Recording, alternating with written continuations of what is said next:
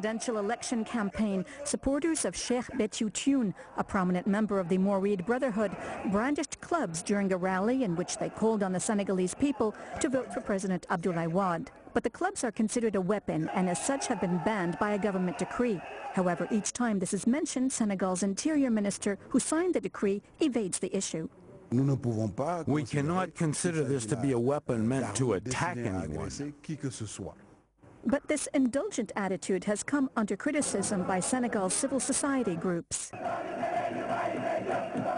The decree makes no exception. This club is officially a weapon. They're not meant as playthings. We have the assurances of the Sheikh himself that his disciples will behave correctly and will not attack anyone. Sheikh Béthio Thioune himself brushes away any fears as baseless.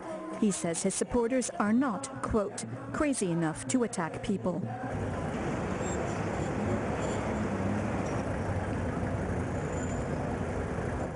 We'll take our second break now.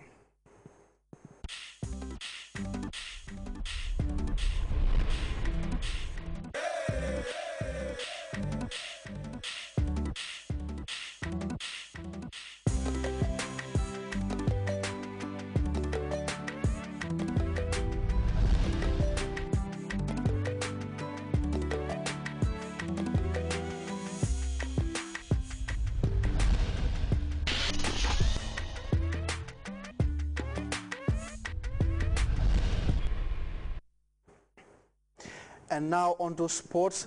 The Gambia is gearing up for a busy weekend of football as the two of the country's football clubs look set to host two footballing giants from the continent. Brikama United will face Esperance Sportive de Tunis at Boxbar Mini Stadium this afternoon, whilst Gamtel will entertain AS Real de Bamako at the Independence Stadium tomorrow Sunday. The Sateba boys and the communications giant are aiming to reach the group stages of the CAF Club Championship League and the CAF Confederation Cup respectively. Here is a preview of the two weekend classes by Mamoudou S. Diallo. Brikama United will be the first in action on Saturday at the Boxbar Mini Stadium. The Gambian champions will host Esperance de Tunis in the first leg of the final round of qualifiers for a place in the group stage of the CAF Club Championship. Established in 1919, Esperance are one of the most successful clubs on the continent, with 24 Tunisian league titles and twice African club champions. The North Africans will make the over 2,000-mile trip to Brikama to face the reigning Gambian champions, who are making their debut in the continent's premier club competition. Suleiman Kouyaté is the man shouldering the responsibility of guiding Brikama United to the group stage of the Champions League, having already done the unthinkable by knocking out the Senegalese champion in his major assignment. The 32-year-old tactician is now faced with an even bigger task. But nonetheless, he is relishing the challenge of playing against the champions of Africa, by far Brikama United's biggest match in the club's 10 years history. We have to prepare, we know all those things about them, and we have to prepare ourselves for them. And that's what exactly we are doing.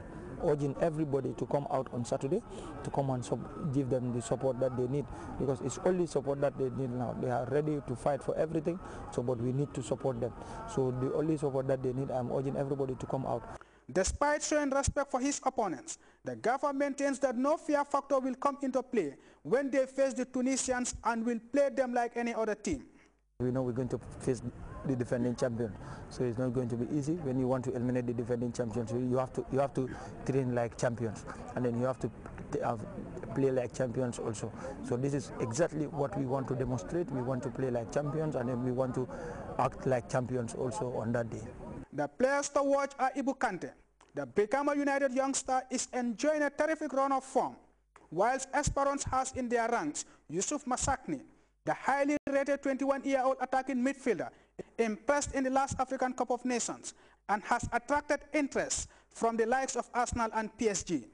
A win for the Sateba boys will be one of the major upsets in African club football, and the West Coast Giants are prepared to do just that.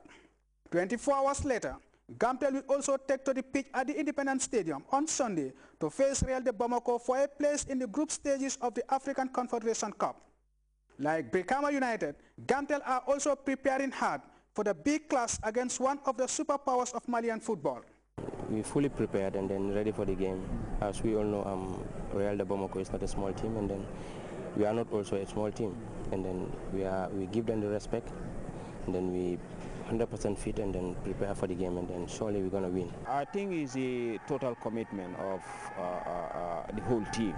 When I mean the whole team is from the executive right down to the players.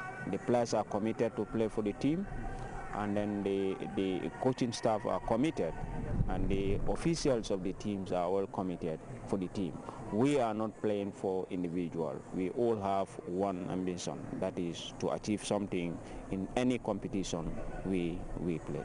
Well, the Gampel boss will have to do without the services of his captain, Matar Nyang, who is suspended, while striker Hassan Cisse is racing against time to be fit to face the Malians. The two Gambian hopefuls are counting on the support of the general public to come out in numbers on Saturday and Sunday to cheer them to comfortable victories against two stellar names in African club football. Momodes Jallo, GRT Sports. And before we wind up the news, a reminder once again of the stories making headlines. President Jammeh has urged voters to judge wisely on March 29th and ensure a smooth and peaceful legislative race. A top executive of India-based Hindu Agro Group Industries on a mission to explore business opportunities in the Gambia has held talks with the Vice President. The Minister of Health and Social Welfare has kick-started another nationwide polio immunization campaign targeting some 300,000 children aged 5 years and below. Africa has presented Nigeria's Finance Minister Ngozi Okonjo-Iweala as the continent's candidate in the race to become the boss of the World Bank. And the controversial Murid figure and Wad ally Serin Bechachun has urged his followers, willing followers, to vote Wad into office. You can follow those stories and other GRTS programs live on our website at www.grts.gm. There you can also monitor GRTS Studio Live. That brings us to the end of our midday news. Thanks for joining us, and stay tuned and enjoy our rest of interesting programs. Until then, my name is Abubakar Dabo.